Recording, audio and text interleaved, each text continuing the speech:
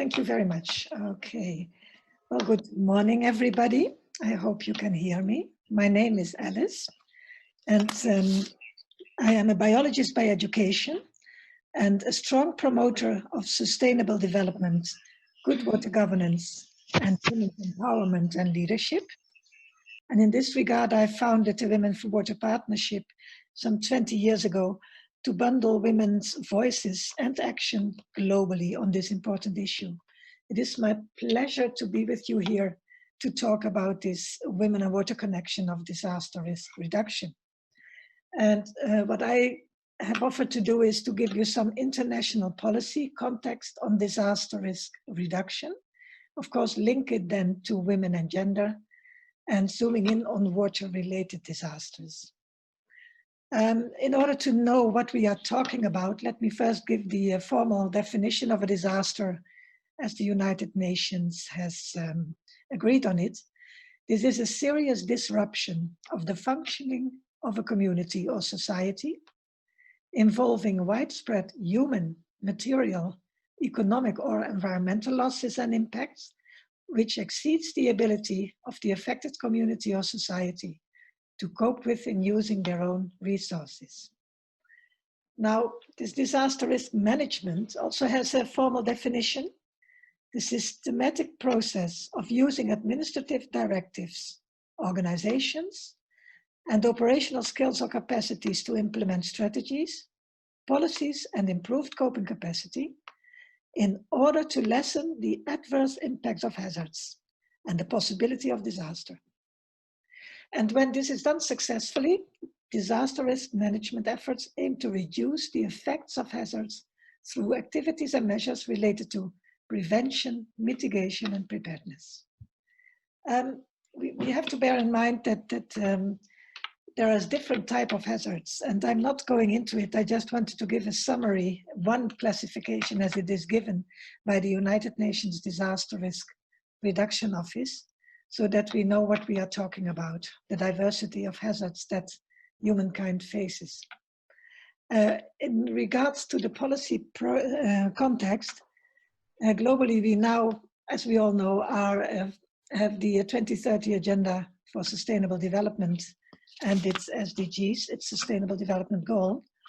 There is not a separate goal for disaster risk reductions, but there is a relevant target in 2 of the 17 SDGs, notably Sustainable Development Goal 9, which is to build resilient infrastructure, promote inclusive and sustainable industrialization, and to foster innovation. And the Goal 11, which is to make cities and human settlements inclusive, safe, resilient, and sustainable. And more specifically, the target in SDG 9 is number 6, but it is all about resilient infrastructure, which also refers, of course, to resilience against disasters. I'm not going to read it out loud. You can all see it in the presentation. Resilient infrastructure is the one. And the other one, which is really directly linking to the policy framework, is target 9. Oh, I see I made a mistake. It must be 11.9. I will correct that. It's target 9 of Goal 11, which talks about substantially, by 2020 already, not 2030, substantially increase the number of cities and human settlements adopting and implementing integrated policies and plans towards inclusion, resource efficiency, mitigation and adaptation to climate change, resilience to disasters, there is it, and to develop and implement in line with the Sunday framework for disaster risk reduction, holistic disaster risk management at all levels. So basically this is the target that really relates to, target 11.9.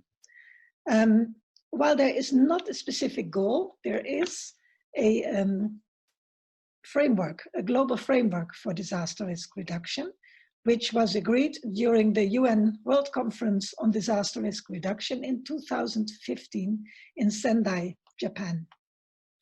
And this was the first major agreement, in fact, on the post-2015 development agenda.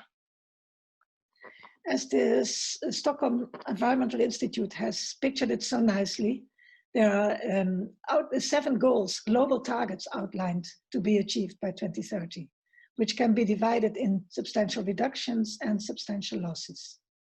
We have to reduce mortality, the number of affected people globally, reduce the direct economic losses in relation to GDP, and disaster management, the critical infrastructure. Those are the reductions we strive for, and we want to increase the number of countries with national and local disaster risk reduction strategies, substantially enhance international cooperation to developing countries, and increase the availability of and access to multi-hazard early warning systems.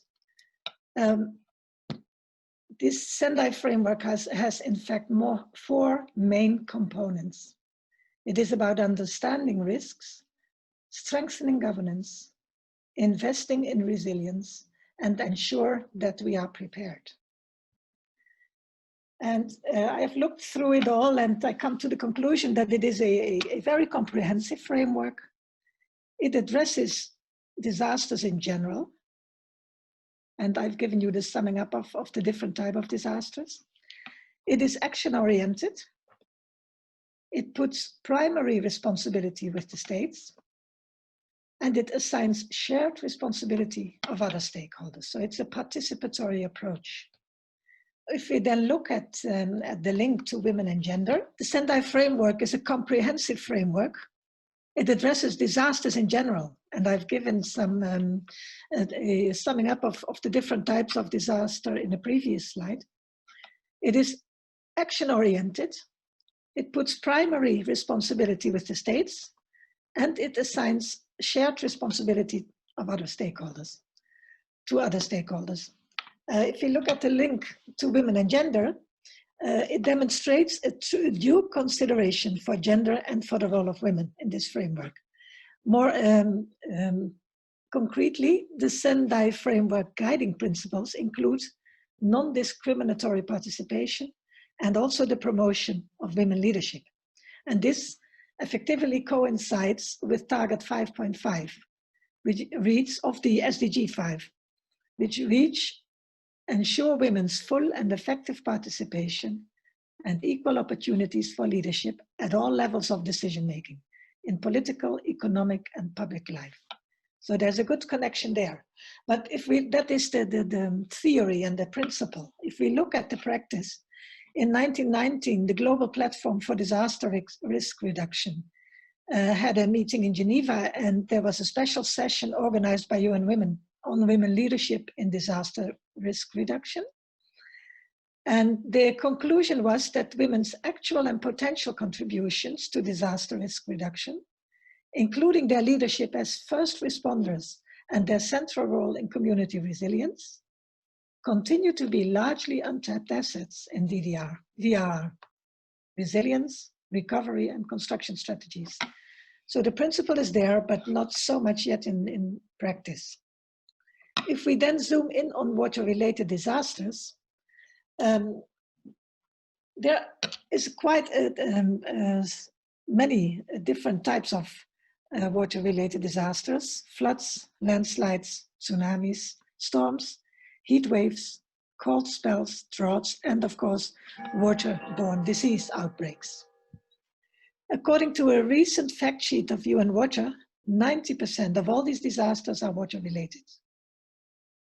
And water-related disasters are becoming more frequent and more intense over the past decades. Floods are the most prominent ones. To give you some concrete data, in the decade 2005 to 2015, which was the Water for Life decade, 43% of all documented natural disasters were floods, and they affected 2.3 billion people. No, the next slide doesn't come. Oh yes. Despite the fact that most of the disasters are water related, if we look at the Sendai framework, water is not really addressed. It's not in the preambula, but there is one paragraph which relates to water, which I have copied for you here. and it asks to support, as appropriate, the efforts of relevant UN agencies and entities to strengthen and implement global mechanisms on hydrometeorological issues in order to raise awareness and improve understanding of water-related disasters, the risks of it, and their impact on society, and advance strategies for disaster risk reduction upon the request of states. So it is all very, very in the beginning. We need to raise awareness, and if states want to, we have to advance on strategies. That does not mean that in the United Nations there was not an awareness that water-related disasters are very important to address. And already in 2007, under the UN Secretary General's Advisory Board on Water, as UNSCAP, there was an expert panel established. And this expert panel has transformed over the years in the leading international entity to promote water-related disaster risk reduction. This is the high-level expert and leaders panel on water and disasters, which is chaired by the former Prime Minister of Korea, Dr. Han. Nowadays, this HELP panel unites the leadership of 20 major United Nations organizations, intergovernmental and international organizations, governments and development agencies. And also it is complemented with 14 renowned expert advisors from different parts of the world. What are the main activities of this panel? As it was stated in the Sendai frameworks, they raise the awareness. They also promote investment and financing for water-related disasters. Mainstreaming water and disasters in climate change adaptation, that is of course a very natural link, and helping to implement local projects. Advancing technology and scientific knowledge, and promoting its use in countries and local communities, of course. And then when there is a disaster strikes, the high-level members of the HELP panel help each other and exchange and try to complement each other's skills and possibilities. It is a mix of leaders from developed and developing countries, and also the Global Water Partnership, the World Meteorological Institution, all these entities are in there. Raising awareness is still very important. And one of the things they do is sharing good practice to flagship documents. I have listed here 2 recent publications that has cases from countries in different parts of the world, both on water and disasters, so flooding mostly, and the other one on droughts. And this is accessible if you go to the HELP website, but also to the International Water Association publication site. That is where it is. The resource links are in the presentation, in my presentation, the last slide. Oh, sorry, I forgot to say something, and now I can't access. There, if you look at these publications, I've only scanned them, not read them in detail yet because they're quite recent. In general, it is a call to move from reactive to preventive policies. It stresses the importance of risk assessment in both publications. Sectoral approaches are key, so it calls for integration. And stakeholders, and I must say that stakeholder participation is sparsely addressed. There's some mentioning, especially by the Global Water Partnership, but it's not in all the case studies. And the link to women and gender is almost entirely missing, I must say, in these rather technically oriented publications. Raising awareness is also done by regular in-depth discussion on water and disasters at the global level. So bringing the leadership together so that those in decision-making position at the highest levels are aware and give due consideration to water and disasters. And I've listed a few of those meetings that a high-level expert and leaders panel has done. And I would like to zoom in on the one from 2015, because they do regular UN special thematic sessions on water and disasters, which means that if all the states and the representatives, and especially the heads of states are there, That's when, in New York, I mean, at the UN, that's when they also organize a special thematic session to have those people together on the issue of water and disasters. And as we, I hope I made clear that gender sensitization is really necessary because it's not very prominent in those global policy frameworks. In principle, maybe, but not in practice. They did also during the second special thematic session, a multi-stakeholder participation session, which I had the pleasure of organizing and making happen. And there we very prominently addressed the role of women in disaster risk reduction. And also now you see it emerging in the global report on water and disasters that the HELP panel publishes, where they flag a success story on gender-sensitive water and women-inclusive DDR in India, if I recall well. So things are happening, but it's not very, very prominent yet. Well, in conclusion, I hope I have given you some idea about how this is globally anchored and the relation to the SDGs. I personally think the standardized framework is a good one, but it's very generic, like all those frameworks usually are. It doesn't give any details.